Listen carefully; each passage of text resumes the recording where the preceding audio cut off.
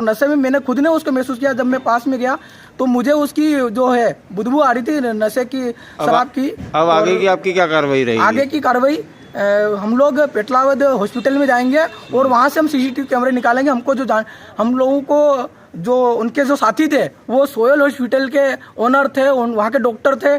तो कहीं ना कहीं जो डॉक्टर हॉस्पिटल में वहाँ गवर्नमेंट में नौकरी करने वाला, वो वहाँ की नौकरी छोड़ के वो प्राइवेट हॉस्पिटल में जाके नौकरी कर रहा है, वहाँ के पैसे ले रहा है और वहाँ के लोगों को बुला के लाया वो सोयल हॉस्पिटल के। ये उनकी मेरे को ये साफ दिखता है कि वो डॉक्टर जो है वो डॉक्टर अपनी सभी को बचाने के लिए उल्टा परिवार वालों के ऊपर आरोप लगा रहा कि ये लोग मुझे लाए।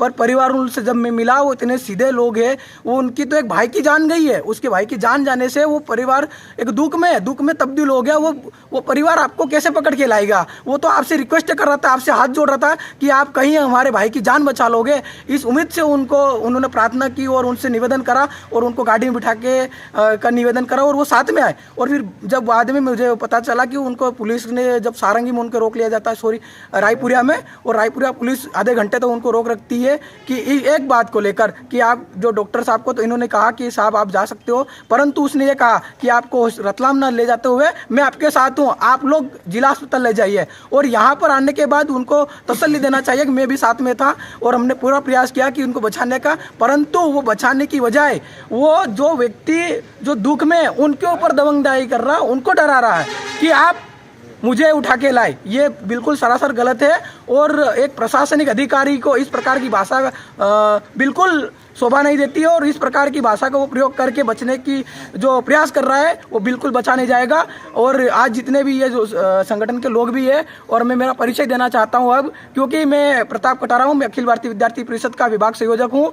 मैं इस बात के समाज को भी एक आश्वासन दिलाना चाहता हूँ, इस प्रकार आज एक भाई की जान गई है, परंतु ऐसे कई हमारे समाज के लोगों की जानी गई है। क्यों? क्योंकि उनकी लापरवाही इतनी है कि ना ही तो वो रात्रि में वहाँ उपलब्ध मिलते हैं, और कोई जब मिल भी जाता है तो ये कह देते हैं कि हमारी कोई जिम्मेदारी नहीं है।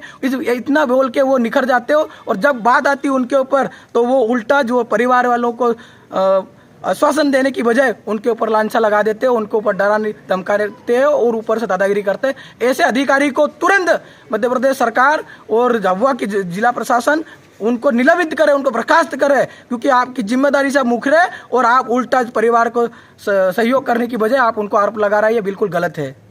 एक एक्सीडेंट होता है, उसको पेटलावद सिविल हॉस्पिटल में लाया जाता है। सिविल हॉस्पिटल में ना तो कोई एम्बुलेंस रहती है, ना कोई नर्स स्टाफ रहता है, ना कोई डॉक्टर रहता है। एक डॉक्टर रहते हैं, वो पेशेंट को 15 से 20 मिनट 20 से 25 मिनट तक लिटा के रखते हैं, और ना वहाँ पर ऑक्सीजन सिलेंडर रहता है। पेशेंट की हालत थोड़ी गंभीर होती है। तो अब मैं आता हूँ, फिर उसकी जब जो उनको लाते हैं उसकी बात उनकी बात नहीं सुनी जाती है, और उनको डरा रहे थे डॉक्टर कि नहीं कुछ भी नहीं होना है और ले जाओ इनको ऐसा वैसा। तो मैं जब आया वहाँ पे हॉस्पिटल में तो मैंने उनको बताया, मैंने निवेदन किया कि सर डॉक्टर भगवान का दूसरा रूप होता है, आप कुछ तो इनको बचाने का प्रयास कीजिए। तो इनका अभी जो ब्लड बह रहा है सिर से, इसको बंद कीजिए। तो वो कुछ भी नहीं करते हैं, डॉक्टर कुछ भी नहीं करते हैं। फिर मैं उनको बोलता हूँ, निवेदन करता हूँ कि सर आप साथ में चलिए, हम रतलाम ले चलते हैं इनको।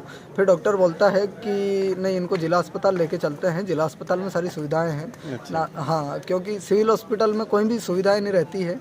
ऐसे कितने ही अनेक घटनाएं हुई होंगी। आप यहाँ झाबुआ लाए? अब झाबुआ में आए, हम झाबुआ में आए तो यहाँ पे जब एडमिट करवाया इनको, तो एडमिट करवाया और उसके बाद में फिर मृत घोषित हो गए। रास्ते में उनकी मृत्यु हो गई, पेशेंट की मृत्यु हो गई। और यहाँ पे जब हम आए तो डॉक्टर चिढ़ने लग गए हम पे।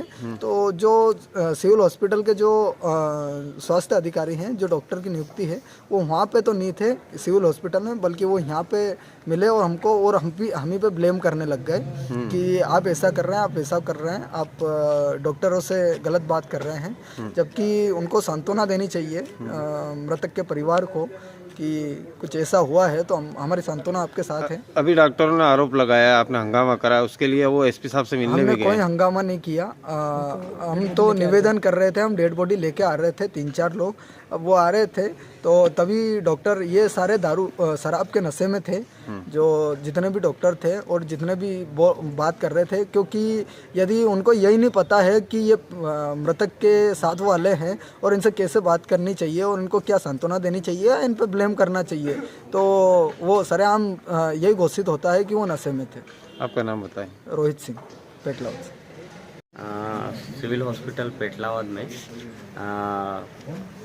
आरटीए से रोड ट्रैफिक एक्सीडेंट से एक मरीज कान्हा को गंभीर अवस्था में लाया गया, जिनको हमारे वहाँ पर पदस्थ इमरजेंसी डॉक्टर अविनाश द्वारा देखा गया और प्राथमिक उपचार दिया। चूँकि मरीज को हेड इंजरी थी और पूरा उस मरीज की हालत गंभीर थी, तो उसकी गंभीर अवस्था को देखते हुए मरीज को रेफ़र के लिए सलाह दी गई डॉक्टर द्वारा और ज़िला अस्पताल भेजने के लिए उन्होंने 108 को कॉल किया और 108 आ गई। तो मरीज के साथ आए कुछ परिजनों द्वारा जो लगभग 50-60 के करीब थे मरीज, उन्होंने चिकित्सक को गाली गलौज करते हुए, जो हमारे डॉक्टर थे उनको गाली गलौज करते हुए जबरन घसीट कर साथ में ले आए एम्बुलेंस में कि अगर इस मरीज़ को कुछ होता है तो तुम्हें भी हम जान से मार डालेंगे, ऐसी धमकी देते हुए उन्हें जबरन बंदी बनाकर साथ में घसीटते हुए लेके आए। तो उक्त घटना से जो हमारे चिकित्सक थे पूरे रास्ते भर उनकी गाली गलौज सुनते आए, मारपीट झेलते आए, और तो उस संबंध में हम जो है सुबह चिकित्सा अधिकारी संघ के सदस्य अभी एसपी साहब से मिलकर उनके खिलाफ अपराध पंजीबद्ध हेतु जा रहे हैं। आपका नाम बताएं। मैं doctor Sandeep Chopra, MPMOA secretary.